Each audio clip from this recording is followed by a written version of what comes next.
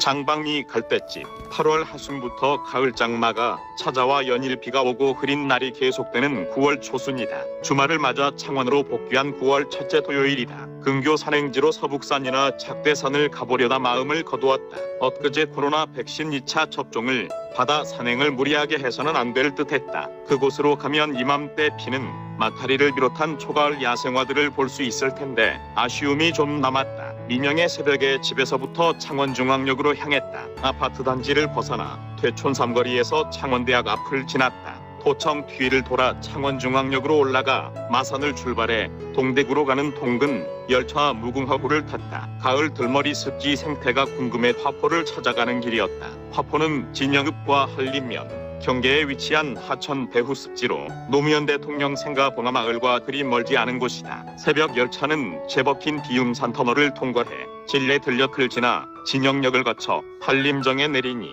시골간역처럼 한산했다. 날이 희뿌옇게 달가오는 면소재지였지만 거리는 인적이 끊겨 저교하기만 했다. 택시 승강장엔 기사 셋이 자판기 커피를 뽑아 담소를 나누고 있었다. 역에서 내린 손님이라곤 혼자뿐이었는데 그나마 지역 경제 활성화에 도움이 되지 못해 괜히 미안한 생각이 들었다. 철길 굴다리에서 국궁장을 지나 드넓은 습지로 향했다. 갯버들과 갈대를 비롯한 습지 식물이 무성했다. 가을 들머리 비가 잦았고 호경보가 내릴 만큼 강수량이 많았던 적도 있어 습지 가운데서도 저지대는 한동안 물에 잠겼던 흔적이 보였다. 따고말이나 엿귀는 흙탕물에 진흙이 묻었고 갈대는 누렇게 색이 바래져 있었다. 망가진 자연은 시간이 흐르면서 서서히 복원되어 가고 있었다. 경전선 철길과 나란한 생태 탐방로를 따라가니 새벽 산책을 나온 한 노인을 만났다. 저 멀리 툭 넘어 화포천 생태학습관이 보였다. 나는 그간 몇 차례 화포천으로 산책을 나선 적이 있다.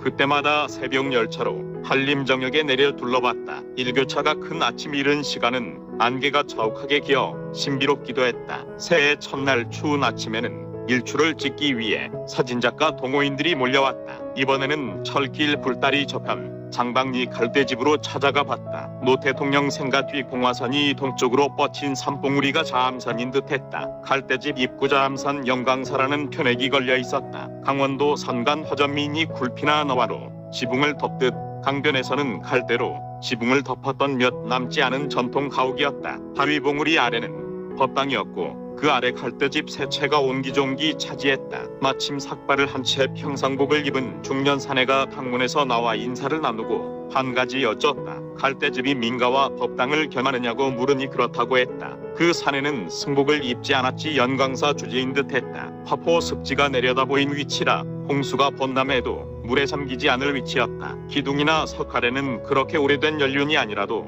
경상남도 문화재 자료로 등록된 갈대집이었다. 갈대집에서 굴다리를 지나 화포 습지로 나왔다. 봉화마을 앞들에서 흘러온 하천은 수량이 제법 되었다. 생태탐 강로를 따라 화포천 생태학습관으로 향했다. 이른 시각이라 문이 열리지 않아 들어가 볼 일이 없었다. 화포천은 겨울에는 혼이나 큰 기러기를 비롯한 철새들이 날아오나 다른 계절은 눈에 띄는 새가 드물었다. 그래도 우거진 습지 숲에서 둥지를 튼 작은 새들은 있었을 테다. 개구리산에서 퇴계 앞들을 지나 습지와 경계를 이룬 산기슭으로 낸 탐방 데크는 바닥까지 덩굴 식물이 침범에 덮고 있었다. 강가의 흔한 가시박은 생태 교란식물로 정글을 이루었다. 진례천에 놓인 징검다리를 건너니 진영역이 가까웠으나 부산 외곽 고속도로 진영 나들목 공사로 탐방로가 끊겨 보행의 불편을 겪었다. 진영역으로 가니 열차 시각이 맞지 않아 버스를 타고 시내로 왔다. 21년 9월 4일 연사와시